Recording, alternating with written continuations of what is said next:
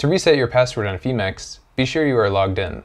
Then, from the home page, find your account icon in the upper right-hand corner. Click on your account icon. You'll be brought to this page. On the left side Options panel, go to Security. The first setting on this page is your password settings. To change your password, find the Change button on the right-hand side. Click Change. Type in your old password, then type the password you would like to change to. Type it again to confirm your new password.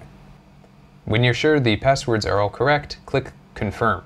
Before you do this, please note that withdrawals will be disabled for 24 hours after a password reset, in order to protect your account's security.